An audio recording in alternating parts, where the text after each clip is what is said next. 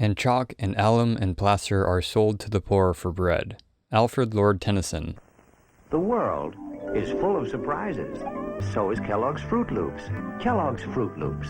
Kellogg's Froot Loops. Kellogg's Froot Loop cereal. Kellogg's Froot Loop cereal. Kellogg's Froot Loop cereal.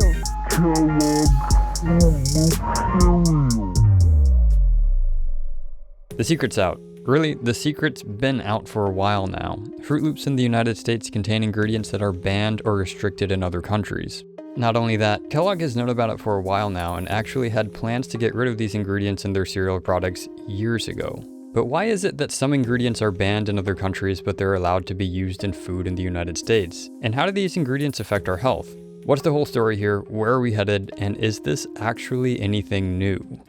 I never thought that breakfast cereal would be a controversial topic, but the past few weeks I've seen article after article, video after video about responses to Robert Kennedy Jr.'s statement that Froot Loops in the United States have 18 or 19 ingredients, and in Canada they have 2 or 3. From the New York Times botched debunk to Stephen Colbert's ill-informed comedy sketch, the truth about additives and Froot Loops in particular actually goes back much farther than last month. The truth is, controversy about ingredients used in food is as old as commerce itself, and it's an ongoing problem that we need to solve for a healthier future.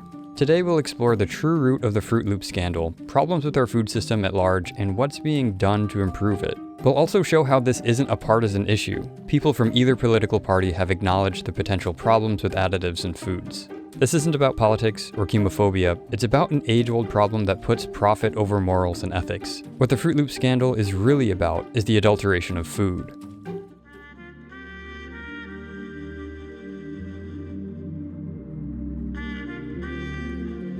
On November 17th, the New York Times published an article trying to take down Robert F. Kennedy Jr., but somehow ended up proving his point instead by pointing out that the US version of Froot Loops contains red dye 40, yellow 5, and blue number 1, as well as, butylated hydroxytoluene, or BHT, a lab-made chemical that is used for freshness according to the ingredient label. But why is this a big deal? The food dyes in BHT in the American version are either banned or heavily restricted in certain parts of the EU. All of these additives are generally recognized as safe in the United States, so why are there more strict regulations outside the country? Now, the story does not begin with Robert Kennedy Jr. It actually begins in the most unlikely place you'd think, the Kellogg's company itself. In a 2015 meeting, the then president of North America Kellogg, Paul Norman, told shareholders that the company was looking to remove all artificial colors and flavors from its cereals, including its Technicolor Froot Loops, by the end of 2018. Seeing as it's almost 2025 and we're here talking about it, it's obvious that this didn't happen. 9 years later, in March of this year, California announced that it wanted to prevent foods with certain substances from being served in school lunch programs.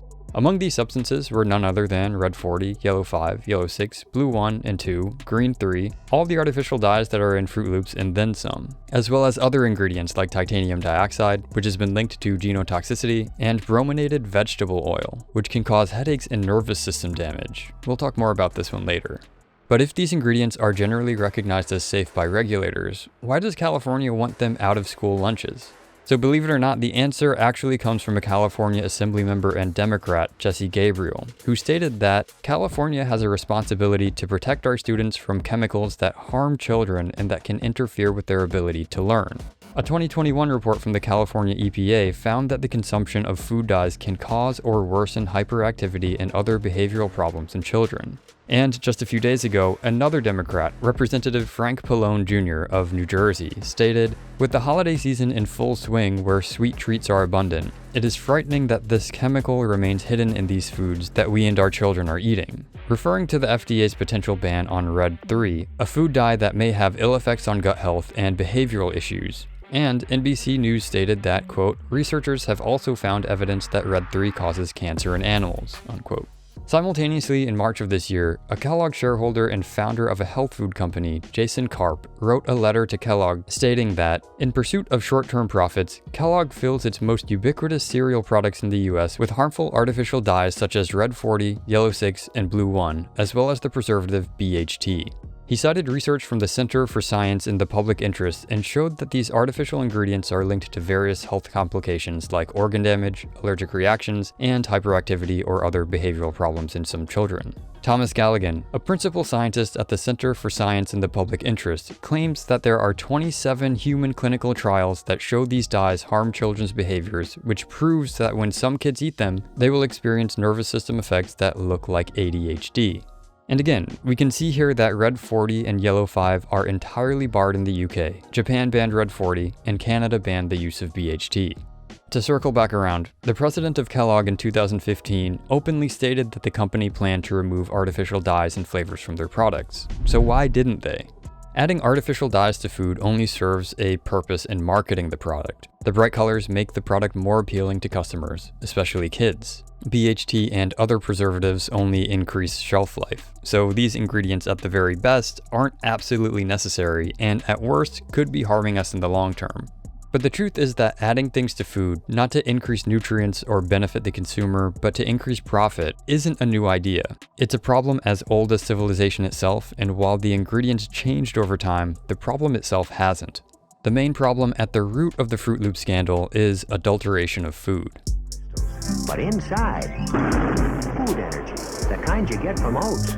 F. Leslie Hart, an FDA official in the 1940s and 50s who specialized in enforcement of food purity laws, defined food adulteration as the act of debasing a commodity with the object of passing it as, or under the name of, a pure or genuine commodity for illegitimate profit, or the substitution of an inferior article for a superior one to the detriment of the purchaser, or criminally careless inclusion of poisonous ingredients of the food. Hart outlines how historically the adulteration of food has always been a problem. Examples include basic things like adding rocks or chunks of lead to bales of tea leaves, or lying about the weight of bread, to more sophisticated processes like adding coloring agents to beer or wine, adding chalk and alum, which is a whitening agent, and bone ash to bread, as well as the infamous Swill Milk scandal of the mid-1800s, where chalk, eggs, plaster, molasses, and other ingredients were added to milk from diseased dairy cows. For more information about this food adulteration disaster, check out my other videos in the description. In fact, adulteration of bread was so common that a British law from 1836 eventually defined what could and could not be used to bake bread. The law stated that bread should be made from things like flour or meal of wheat, barley, rye, oats, buckwheat, pure water, eggs, yeast, and mixed in proportions that the baker sees fit, with no other ingredients whatsoever.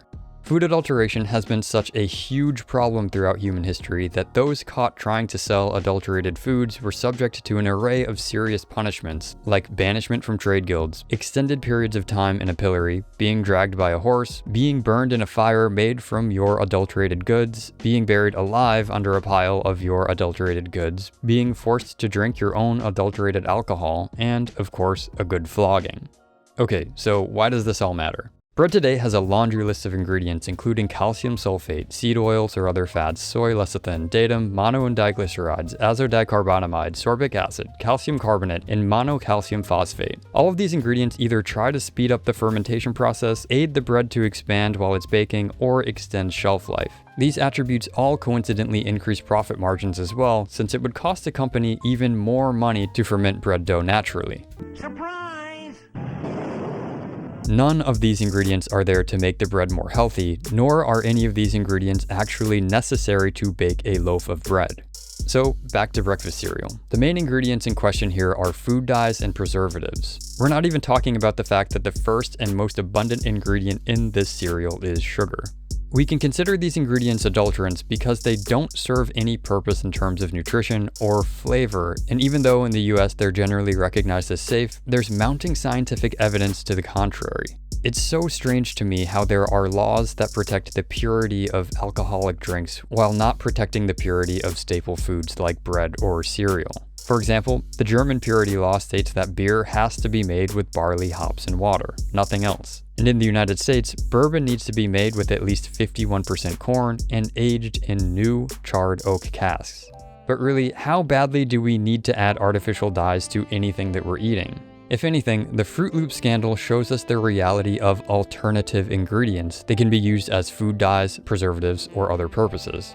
If Kellogg's can use fruit extracts as food dye and doesn't include BHT for cereals in Canada, then the solution to this problem already exists. Make the changes ubiquitous, industry-wide, and in every country.